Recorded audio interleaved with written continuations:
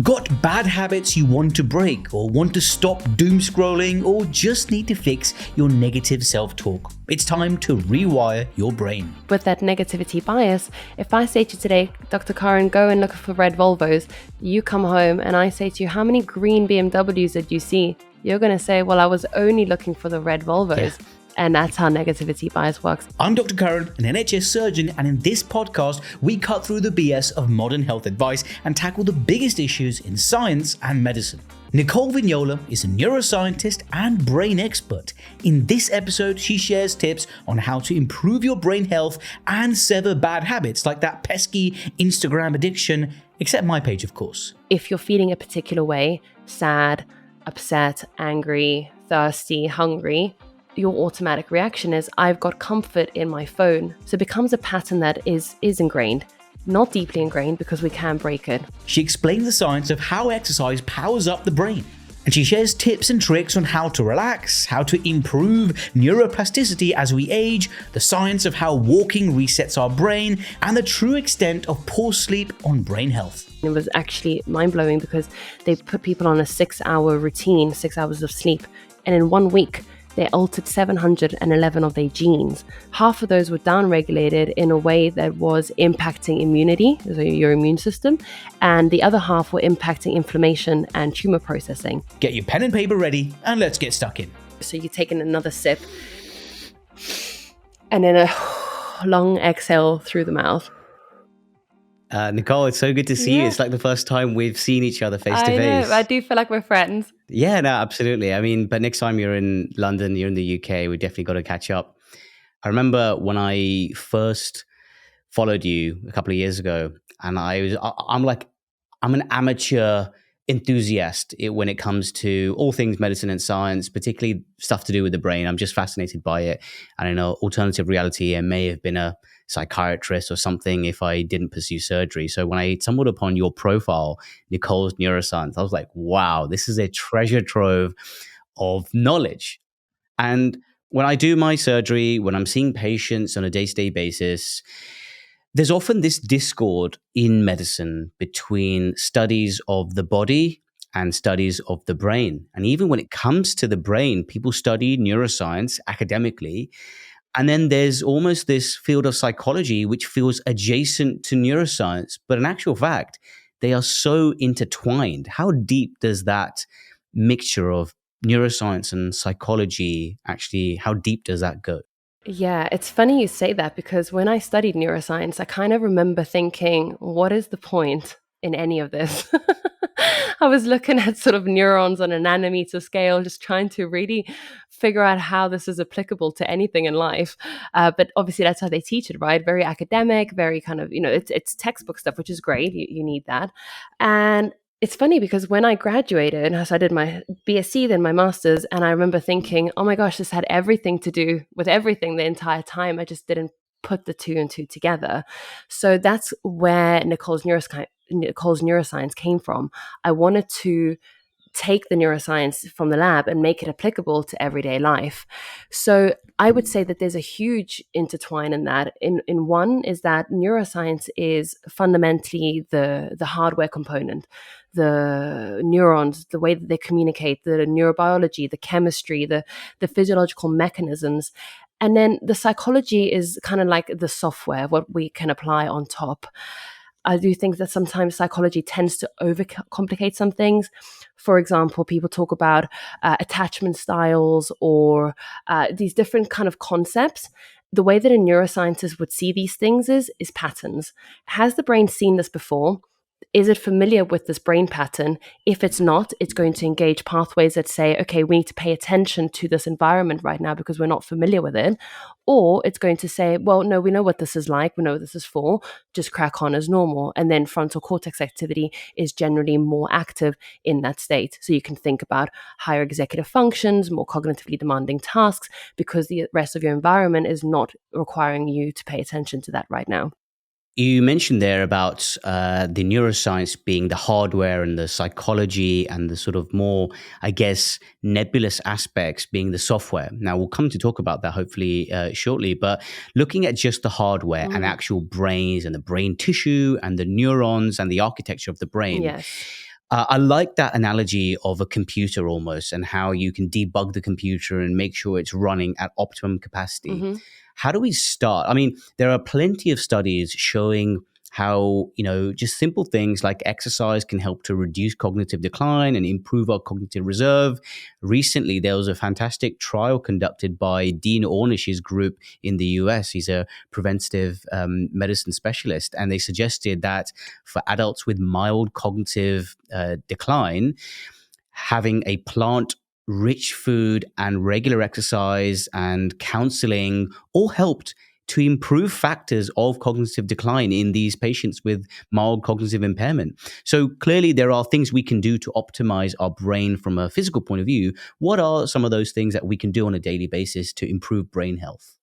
Exercise, for sure, 100%. It's the fundamentals of brain health. Sleep as well, so we can dive a little bit deeper into these mechanisms. But by supporting the hardware component of your brain, you're allowing for the mitochondrial function to be optimized, so that you can create better energy production in the brain, so that you can communicate more effectively, so that the neurotransmitters can release from the synapse effectively, and that connections can be made from different various parts of the brain, so that the brain is communicating.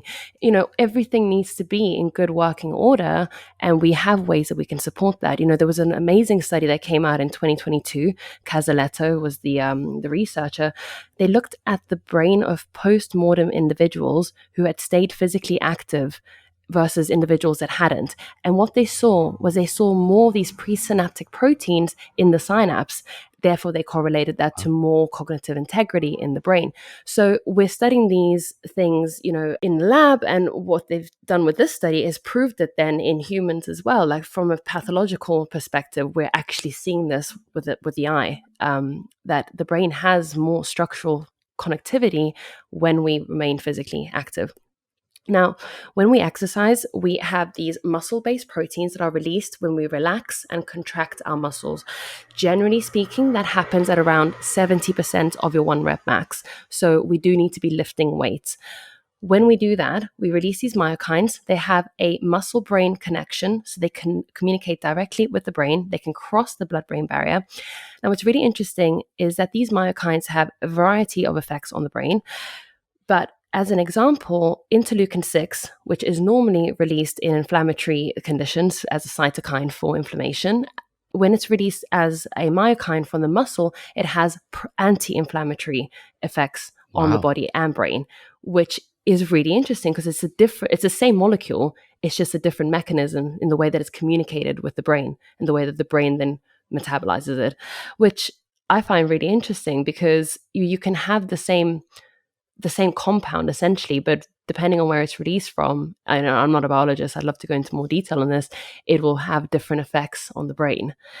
So some of these other myokines are things like irisin, IGF-1, insulin growth like factor 1, which again has positive effects on cognitive abilities, and then BDNF, so brain-derived neurotrophic factor, responsible for cell synaptic growth and survival. So you're helping the synapses of the neuron to continue to grow and create new connections and maintain their integrity as well.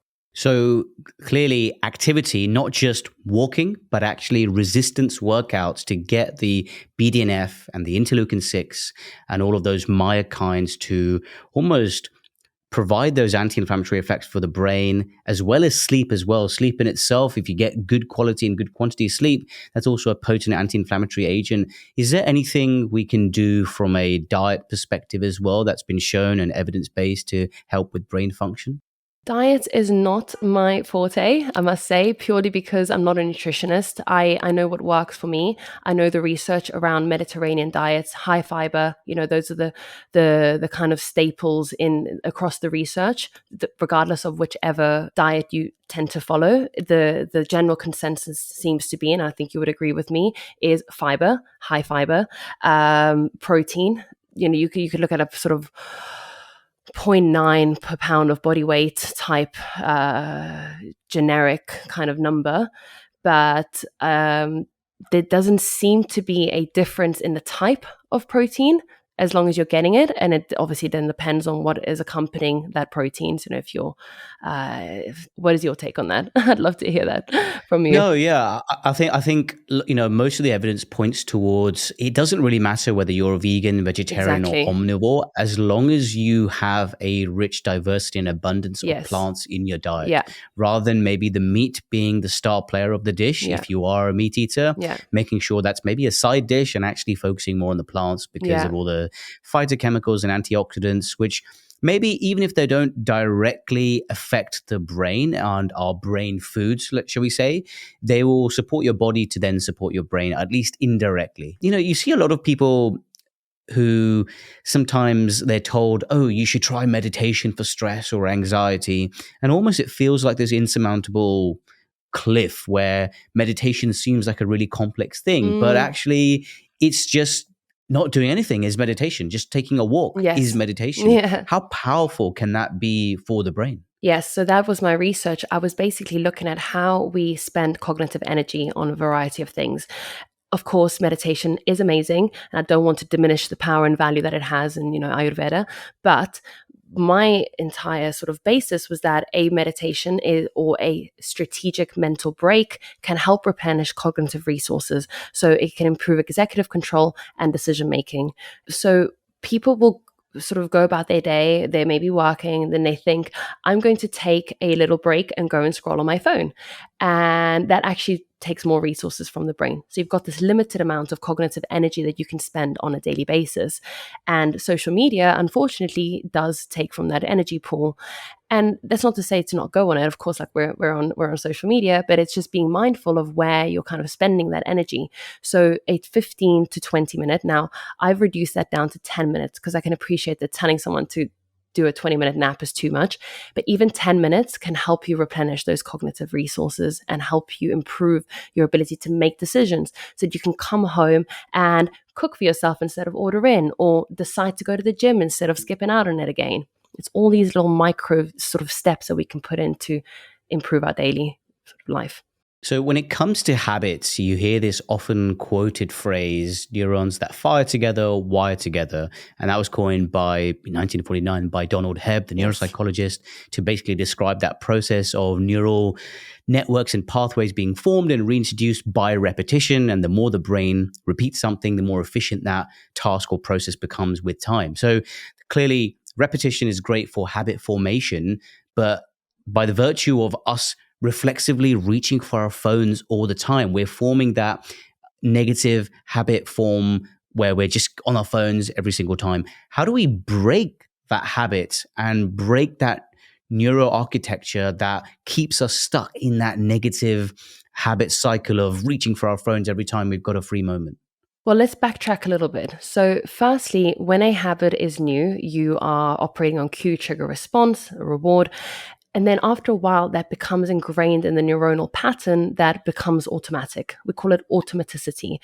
We also have these mental heuristics, which are shortcuts which your brain will take to arrive to a particular conclusion.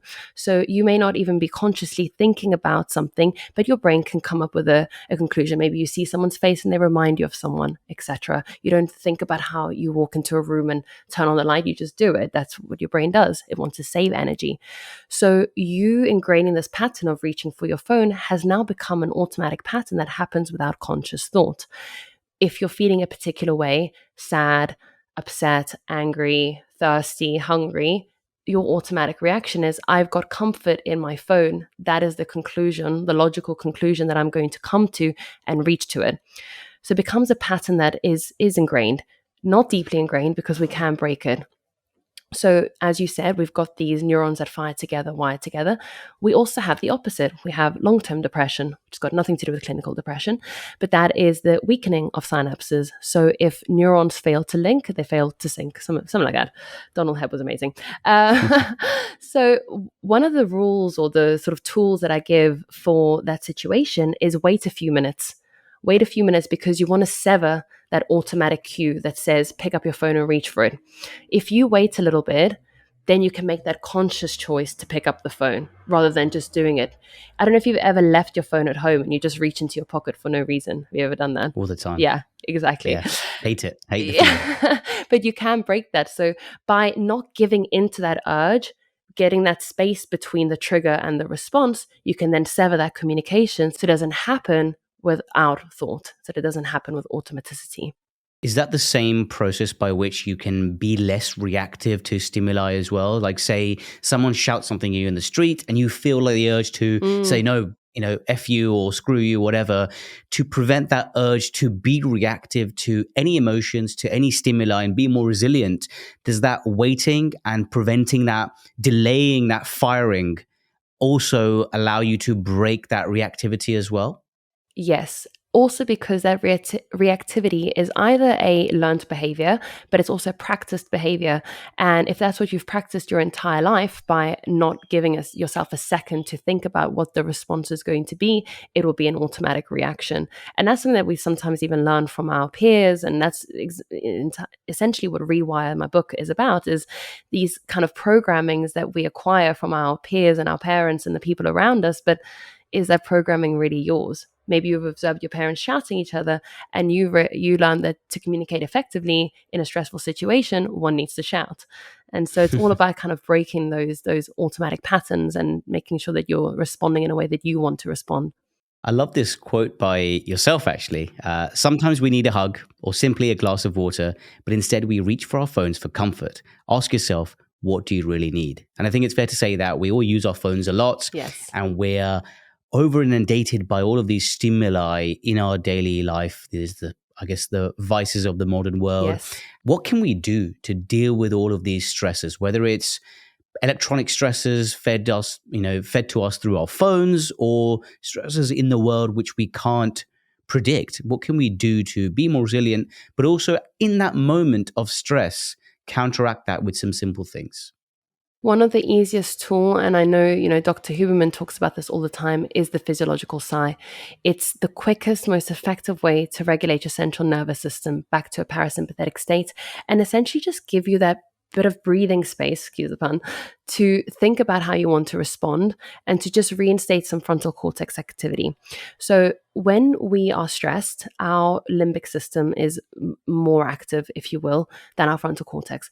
The frontal cortex, part of the neocortex, neo meaning new, so it's more newly developed, tends to go offline.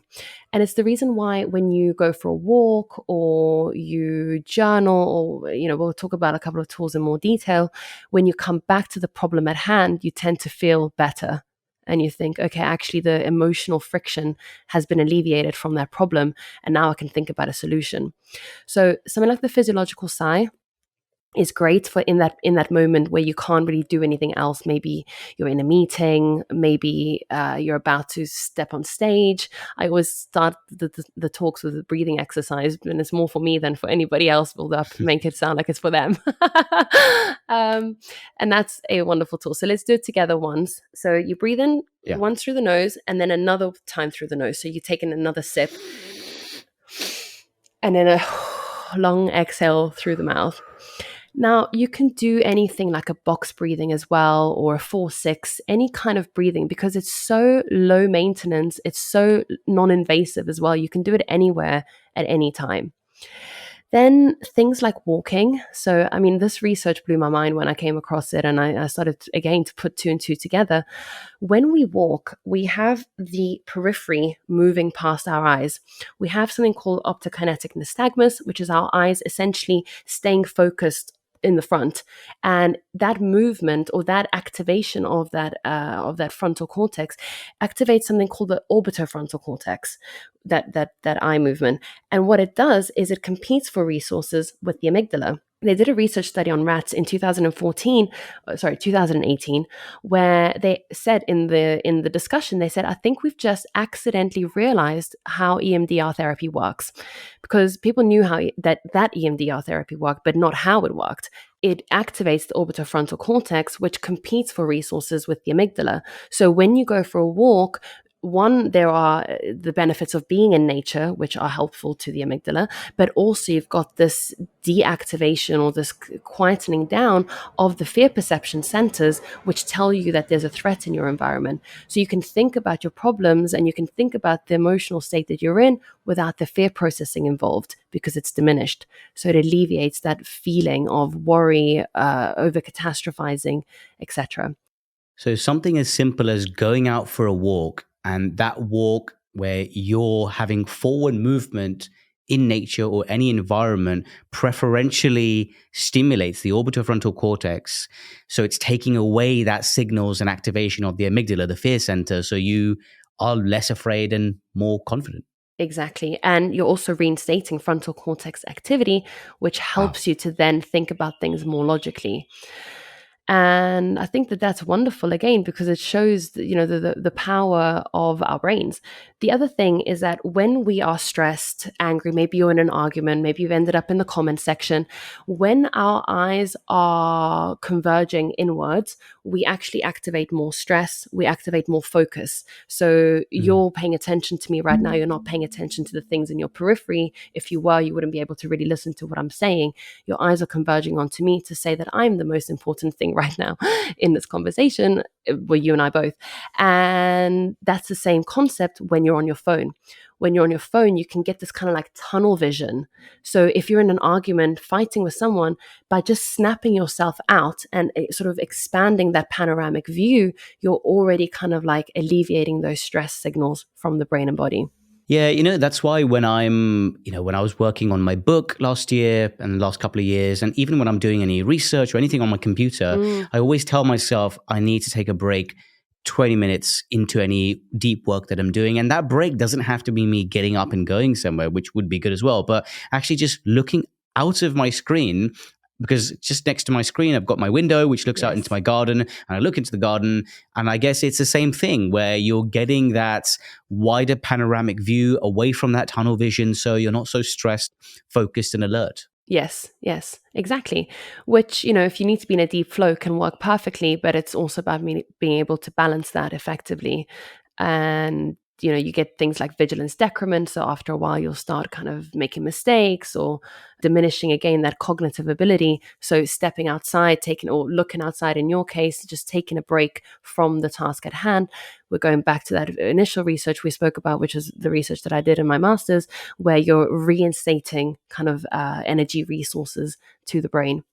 So one of when we're talking about bad habits, certainly a very bad habit that I used to have a lot more often when I was early on in my career as a doctor, and very occasionally it rears its ugly head now, but less so because I'm aware of it, is this kind of negative self-talk and negative perception of myself. So say, for example, when I was first learning my trade in surgery, if I got to a step that I was stuck at and my boss had to take over, I would berate myself. I would tell myself that, damn, I'm not good enough. I need to improve. And even though for me at the time, that was almost a sense of me trying to gain control over my own skills and improvement, I thought that was a good thing. Like, negative reinforcement to say, no, you're rubbish. You need to improve. You need to work harder. But actually that had the opposite effect. It had a paradoxical effect, and I was actually less confident in my own ability. And it was only after, realizing that I actually thrive on positive reinforcement, and likely every person does at their core of things, it made sense to, on a neurobiological level as well, which I'm sure you'll tell me, that actually positively talking about yourself and about your situation influences your experience and perception of the world around you, which is better from a neurological perspective. Absolutely. And I'm glad you said that because that's exactly what I was going to say is it was your way of trying to gain control of the situation. So when you do something wrong and your supervisor has to take over, or you smoke the cigarette, or you eat the McDonald's, your attempt to gain control of the situation is by berating yourself. That becomes a learned behavior as well, because you subconsciously start to think, and this is where we're going into the realms of more psychology, you start to think, well, it doesn't really matter if I do that later because I can just berate myself and that's my form of control. But Tali Sharot actually proved that we don't learn well on negative information. We only learn from negative information if it very meaningful. So you're a doctor and you say to me, Nicole, if you smoke a cigarette tomorrow, you're going to die. And I believe you. Then I wouldn't smoke that cigarette. I don't smoke, but if I did smoke, so, but if you tell someone smoking's bad for you, you should probably stop. It's not really going to work. It has to come from within, and this came from the research of Tali Sharrett, where she actually looked at the stock trade market in 2000, from 2006 all the way through to 2008 before the crash. And what they saw was that when the stock trade was high, or the stock index was high, there were a lot of logins, because that positive reinforcement was making people feel good. They wanted to make sure that they were still, keeping up with the trajectories. When the stock trade market was low, people were burying their head in the sand. We call it the ostrich effect, because they didn't want to know. They didn't want to change anything based on that information either, because we don't learn from negative information. The only time that there were check-ins when the stock trade market was low was when it crashed, because then people had to know due to survival. And then she sort of moved that all into sort of a whole area of behavioral research that shows that we do learn on positive behavioral reinforcement. So if you say to yourself, well done, you didn't smoke today, maybe you only smoked 1 out of 20, that's fine. You're still smoking 19 cigarettes less, or, you're still a student, you're still learning. The surgeon had to help you, of course, like were you an intern at the time or junior doctor? That kind of helps to alleviate that negative control from the situation, because it doesn't drive behavioral change. When we reward ourselves or speak positively to ourselves, we also release feel-good chemicals, namely dopamine. Again, we don't have dopamine in isolation. It'll be a plethora of neurotransmitters working proactively together to make us feel a particular way.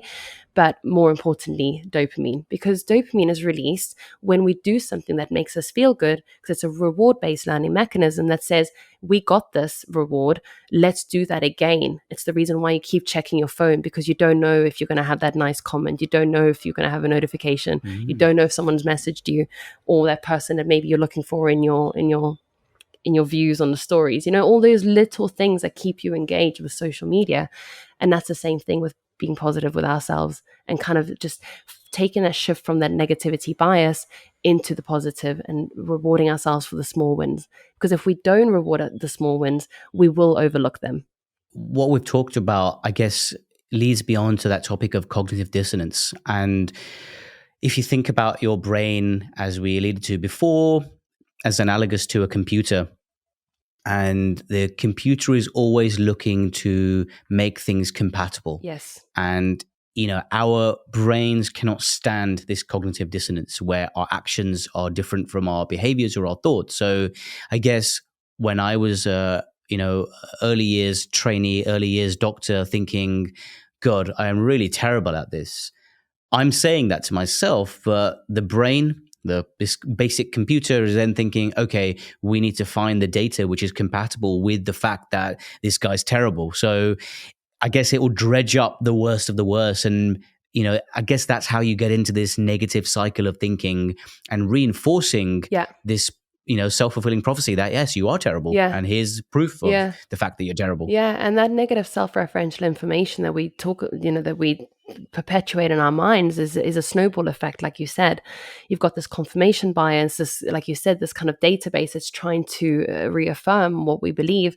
And if you say things to yourself that are, I'm not good enough, or I'm not, whatever it is that you were saying, your brain will then look for confirmation that that statement is true, because that's what we're feeding that system. So we need to upgrade the software in a different way, if we're staying on this analogy, which I like. Yeah, I like it too. And you mentioned there as well, which is very relevant to this, is the negativity bias, where we tend to focus and overemphasize and give more importance than required to small negative things, whether it's, one question in an exam that you might have got wrong, and then you forget the 99 questions you got right. And we pay too much importance on those kind of small negative things, and it becomes bigger than it is. How do we break that negativity bias, or at least, small steps to counteract that? Yeah. They actually did a study where they were looking at the ERPs, the event-related response of so when the brain makes a communication and action potential, you've got this event-related potential that we can measure, and it basically tells you the magnitude of whether something means something to you or not, for in layman's terms. But what they did is they looked at the effect of negative words, positive words, negative images, positive images. But what was interesting is that negative words still had a bigger event related potential versus positive images. So you looking at something nice doesn't Right. mean as much as somebody saying something negative to you or you Wow. reading negative words, which blows my mind because the comment sections on social media are just ghastly. I mean, Yeah. sometimes if it's not relating to me, I actually have a good time. I'm like, ooh, and I'm sitting there with some popcorn. I'm like, wow. But it's crazy because the things that we say to each other do mean a lot, and we attach a lot of meaning to it as well. So if someone says something to you, you'll attach a lot of importance to it because it's a survival mechanism. It's probably due to evolution. We want to know what we are doing wrong so that we don't do that. And to change this negativity bias, to stop focusing on the negative and kind of look elsewhere, a positive tool or a helpful tool is to reframe. Let's take you in your early days of surgery. It wouldn't have been helpful for you to say something like, oh, actually, no, I'm really good. It probably would have been more helpful for you to say something like, okay, well, actually, I'm not good at this right now because I'm still in training, but one day I will be, and you are now. Yeah. So it's that kind of reframing into something that's more realistic, because I think that's where we've got it wrong sometimes as well. We slap it on with some toxic positivity and we're like, oh, don't worry about it. It's all good. Like, don't be sad. Don't overthink things. But how do we do that? So let's reframe it into something more realistic. You're overthinking because you feel this way. You've got stress. You've got this going on in your life. You've got your diet's not well. Because of that, you're not sleeping. And all these things are now amalgamating to you overthinking. That's how we gain control, by understanding why we feel a particular way and what we can do to change it, rather than berating ourselves or trying to say, no, don't. I hate when people say things like, don't overthink it. I'm like, sure. Cool, Yeah. let me just flick the switch. I guess when we're surrounded by all this negativity, sometimes self-inflicted, this is why it opens a door to us wanting and seeking out these, I guess, cheaper sources of dopamine, whether that's reaching for the phone, looking for likes. And as you mentioned, is someone texting you back? Is someone watching your stories and person that you like or whatever? And it's looking for that validation externally from electronic gadgets or whatever. And I guess in social media, that word dopamine is slightly overused and it's almost twisted into a way where I guess there's lots of neurobollocks attached to the word dopamine, but it is a thing and it's not just for pleasure. What can we do to give ourselves simple rewards without necessarily resorting to those cheaper sources of dopamine like social media? There's a lot we can do, all the way from self-care through to exercise, through to, if you want to go extreme, things like ice baths. I know people will eat me alive when I say that. I'm just giving people the wide range of options. Take what you want, take what you need. You don't have to do the ice baths. But we've got these kind of ways to practice gratitude, which will make us feel good. We've got, you've got to kind of take what you need in that moment. If you're sad, then maybe be sad in that moment and actually feel it, because that's the other sort of the other side of the coin when it comes to feeding our emotions and that negativity bias and reframing, is that sometimes we also just need to sit with those problems for a little while, let ourselves feel them and then move on. So easier things than, say, if you will, cheap dopamine are going out for a walk. I'm a big reader, and it's something that I had to learn to do. You don't just enjoy reading. I mean, you do, but the rewards of the phone versus the book are always going to be the phone, because it's easier, Yeah. it's more fun. I can go into an It's Instagram quicker. reel. And Yeah. and sometimes we make that active choice. When I go into an Instagram hole, I'm having a whale of a time. I mean, I was boarding my flight last week, and Instagram was just serving me perla after perla, and I was crying with laughter on this flight. I was literally like in stitches. I couldn't, like, the woman next to me was looking at me like, what are you doing? But that was an active choice that I made. I want to be there. So it's about knowing what the cost and reward is of the situation that you're in. If I scroll and go on an Instagram reel sort of escapade first thing in the morning, I'm probably going to ruin it for myself for the rest of the day, because nothing's going to really compare to that feeling that I had first thing in the morning. So it's about just being aware of where that balance lies. Because when you then do get that dip, which you will, dopamine always has a downward trajectory where there's a sort of refractory period of replenishing. You need to sit with that discomfort and allow for that system to kind of rebalance itself. Otherwise, you'll end up in this kind of reward type seeking behavior for the rest of the day, where you're then just grabbing your phone every 30 seconds for no particular reason. And if anyone wants to check it, you can actually check on your phone how many times a day you pick it up, which is pretty wild. God, I don't think I want to get into that rabbit hole. Yeah. Certainly not. So, You mentioned reading, and obviously reading is great for just as a hobby, as a distraction, to give you, help you fall asleep, to give you some joy in life. And, it has other cognitive benefits as well.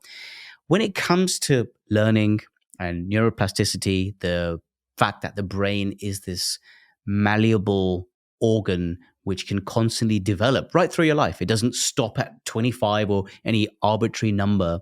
How do we encourage neuroplasticity, this growth and adaptation of the brain throughout life? And how can we keep forcing it to change and adapt and grow? yes, stimulation. So, firstly, we need that hardware component to be in good working order. The exercise regularly. We already spoken about myokines, BDNF predominantly.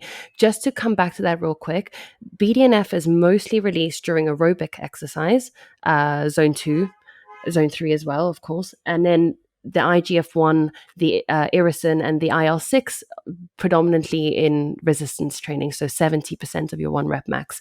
So a nice combination of the two is good. I don't expect people to lift 5 times a week. Sleep, we touched a little bit on that. Sleep is, the fundamental part of life. They did a study in what was it, 2020, 2019.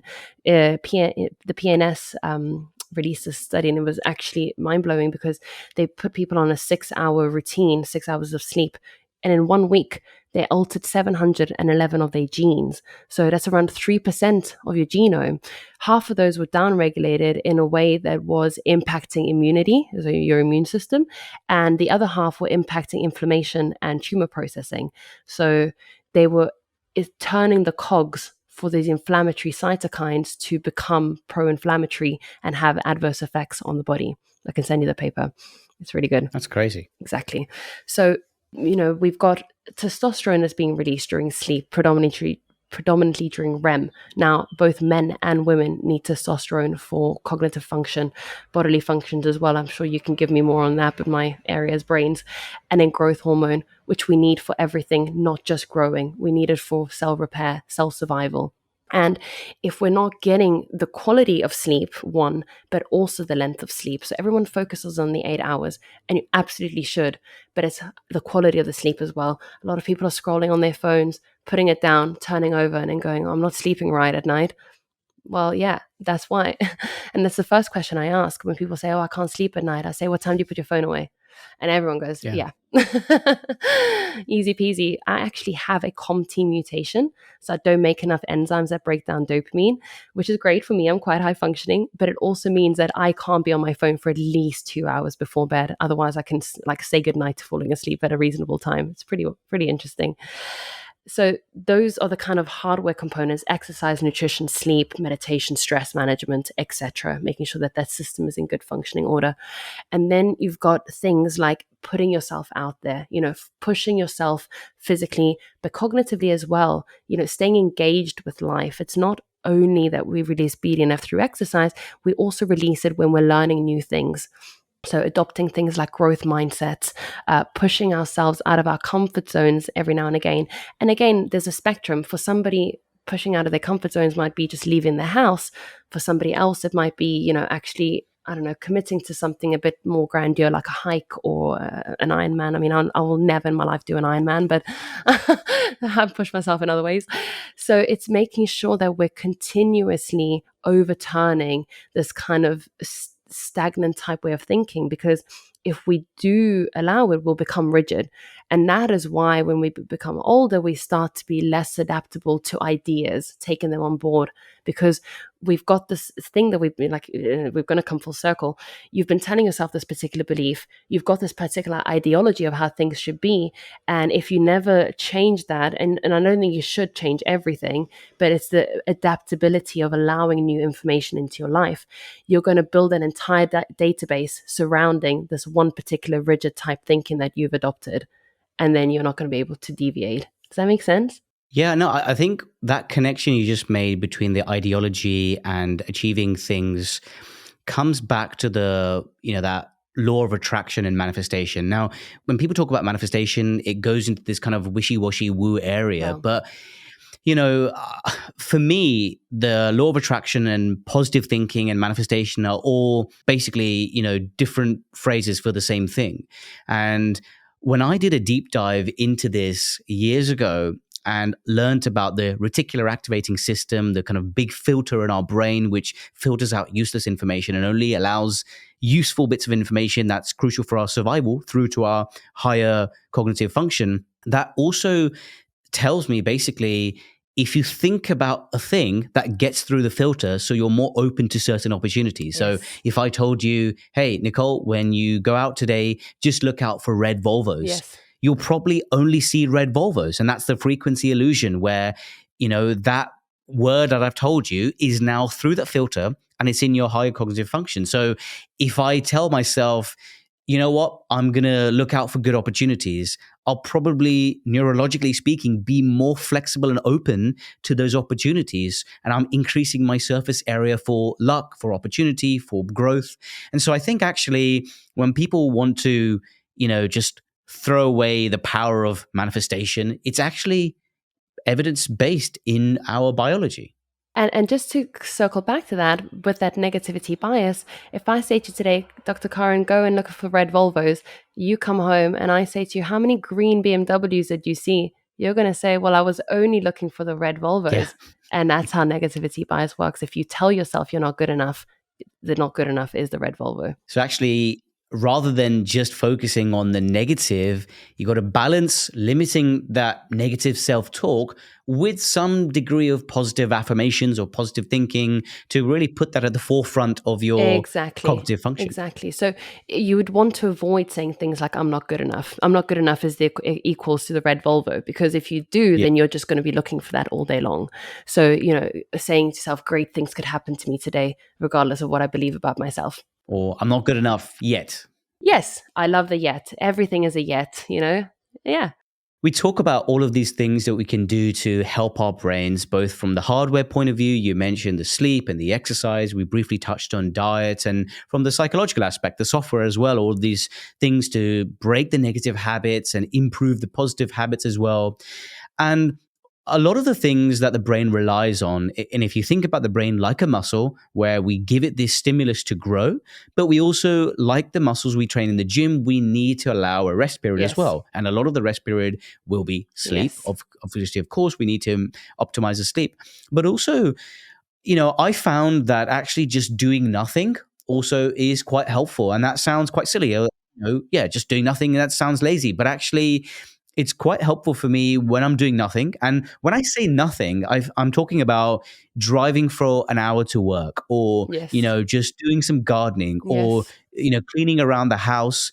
All of those things, my mind is occupied by banal, seemingly normal, very boring activities, or even a shower.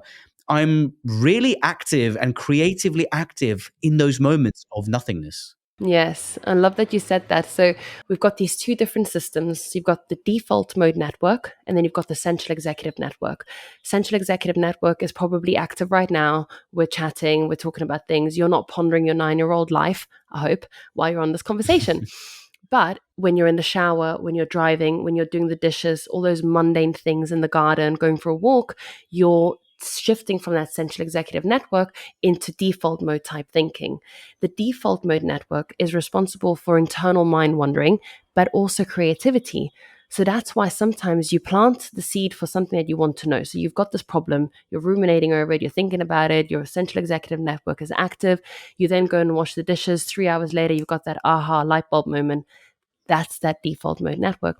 And both systems have to both be active throughout the day, but they don't activate at the same time. They work in tandem. When one is on, the other one is off. That's not a strict rule. That's the general consensus. Of course, neuroscience is never like exclusively mutual. But what that tells us is that when people keep themselves busy all the time, I'm going to go from my phone to this, to that. Oh my God, I've got to go see people. I've got to go to the gym. I can't sit with my own thoughts. What happens is that default mode network doesn't become active. And what happens is that it becomes active at night, just before bed. Now you're lying in bed, thinking about all the problems, all the things, because you haven't had time to do that sifting, quote unquote, of information throughout the day. So take me through a typical day in the life of optimizing your brain from morning till sleep as a neuroscientist, things that you do or try to do at least 80-90% of the times on a daily basis from the moment you wake up. Love this question. So, first thing when I wake up, glass of water. I know that people always like caffeinate before you hydrate. I'll tell you why. It's not got anything to do, well, of course it has got to do with the caffeine, but even a 2% reduction or dehydration in the brain can cause temporary cognitive impairment and can impair psychomotor activity, your ability to think. If you go to bed at 10 o'clock, you probably haven't drunk anything since 8 o'clock because you don't want to go to the bathroom in the middle of the night.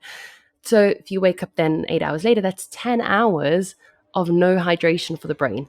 So that's the first thing I do. Big glass of water. I mean, the brain actually shrinks when it's dehydrated. Exactly.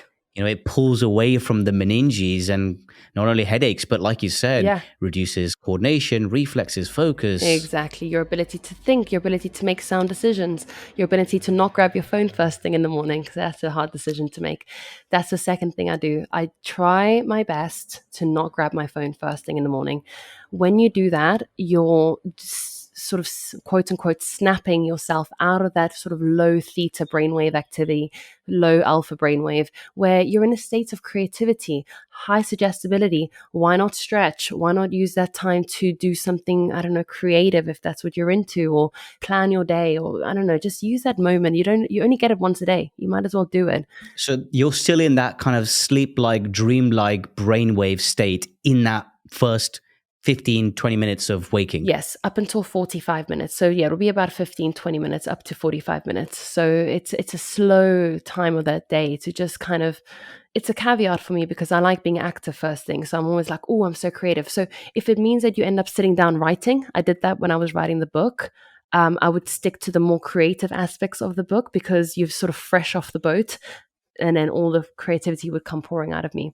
So if I did go on my phone in that first 10 to 15 minutes to up to 45 minutes when I woke up, I would then break that slower, creative brainwave activity and shock it into a more alert, high-stress brainwave pattern. Exactly. And you're also increasing cortisol, which, not relating to the sleep-wake cycle cortisol that I'm talking about, because cortisol is highest during the waking cycle. But you're increasing kind of adrenaline. Maybe you're looking for a comment. Maybe you see a comment that you didn't want to see, or you get an email from somebody. I work with the US sometimes. So I get emails in the middle of the night that I don't want to read first thing in the morning. And making sure that... So these micro stresses bombarding you as soon as you wake up. Exactly. And then you're starting your day wrong. It's like putting, all that stress on first thing in the morning, and that just setting the sort of the trajectory for the rest of the day. Then movement or meditation is a non-negotiable for me. So if I don't, I try to train every day. I'm pretty diligent with my exercise. If I don't, then it's a meditation. That helps to kind of rewire that frontal cortex, that ability to have control of your emotions, the ability to push out any competing distractors, improve focus, etc. That's what I do it for anyway. Now, the first 8 hours of your waking cycle, we have higher levels of dopamine and norepinephrine. Now, there are some arguments around chronotypes. I don't know what your take is on that, but there was an interesting study that came out. I haven't read the whole thing again. That's why I haven't done a post on it. That shows that even night owls can benefit from waking up earlier and sticking to a sleep-wake cycle that mimics the daylight that you're in, which is interesting. So the first 8 hours being more dopamine, more norepinephrine, I tend to capitalize on that. So I work for the first 8 hours of the day. Of course, the first hour I said be slow, etc. But anything that I'm trying to adopt that is harder, I will do in that time. So if I have to send off a report, I will be doing it in the first 8 hours. This is what works for me. And then afternoons, I definitely take a break. So mental break, 20-minute nap, 20-minute meditation, 20-minute walk, anything that's going to help me reinstate that energy function again, because you've got this vigilance decrement. By the end of the day, you're kind of sick of it. You're like, I can't make decisions anymore. I don't want to cook. I don't want to go to the gym. I don't go to the gym even. I do in the morning. But all these kind of things that creep into your day where you start to compromise on the quality of the decisions that you make, because you've used up cognitive energy.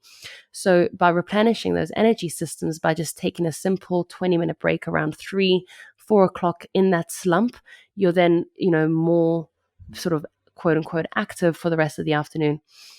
Now, the second 8 hours of the day, you've got high levels of serotonin, which is why you'll tend to feel more emotional. You're getting ready to go to sleep. Your brain and body is getting ready to create melatonin so they can... So you're metabolically winding down. Exactly. So that for me is a slow evening, whether it be stretching, watching TV. I do watch Netflix. I've got no shame in saying that. I love it.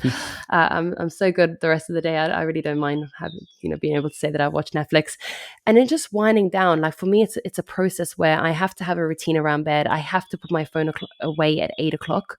It's just the way that it works for, I think, the majority of people that can't sleep. But a lot of people will benefit from not being on their phones after 10 o'clock at night. Obviously, good nutrition. I follow a Mediterranean diet, lots of olive oil, lots of, seafood. I do eat meat, lots of vegetables, lots of greenery. Yes, lettuce, salad every day. I prioritize sleep. I'm one of those people, I don't know, I wanted to be a surgeon actually. And my partner was laughing at me the other day because he was like, Nick, you landed in LA and within 3 hours you'd lost your phone, because my brain's all over the place if I don't sleep. Things you've described there, those aren't anything complex or out of the ordinary. And I guess that's where people go wrong, where they focus on all this kind of 0.1%. And, just to quote another thing that you said, it's simple. But simple isn't easy necessarily all the time, but it is simple. We don't have to reach for the supplement aisle. We don't have to reach for something fancy, some gizmo that's going to help you sleep better, or some electric blanket which turns down the temperature.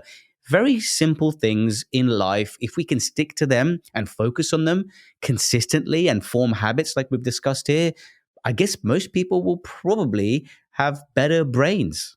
Yes, exactly. And, I don't really mind the biohackers too much. Of course, some more than others. But I'm always like, do you need it? Do you need the supplements? Do you need the head? I mean, those head things are just complete nonsense. Please don't buy those things. If they did that after proving they've conquered all of these basics, yes, fine. Exactly. But if they're doing that instead of the basics, you're papering over the cracks. And that's what I always say. Like, I think that those tools can work if you're working with that top 1%, top 5%. Maybe you're somebody that's an athlete, you're high functioning CEO, etc. But most people want all of those things, but they can't get the basics right. And that's what I've realized when I was coaching people. I don't really coach anymore, but when I was, I'm working with high executives that can't do the basics. They can't even hydrate correctly, let alone with electrolytes. They want electrolytes. I'm like, okay, cool. Is that going to help you drink more often? Then I'm okay with the electrolytes. Are the electrolytes going to make a difference? I'm not entirely sure. But if it means that you now hydrate, every few hours, then that's great. But it's the hydration that I'm concerned about. And if you're doing that properly, you're eating right, you're sleeping right, the world does seem to, fall into place. I really think that, there's not enough time for us just to, on one podcast episode, to keep talking about neuroscience, because we've barely scratched the surface, of what there is. So, Nick, thank you so much for sharing all your knowledge and information, and we got to have you back. Thank you. I would love to come back because we didn't scratch the surface. There was so much we could have spoken about. Thanks again to Nicole Vignola. What did you find most useful from this conversation? Did you learn anything new? Let me know in the comments below, and make sure you subscribe so you don't miss the weekly Dr. Karan Explores podcast, and I'll see you cheeky meat robots next week.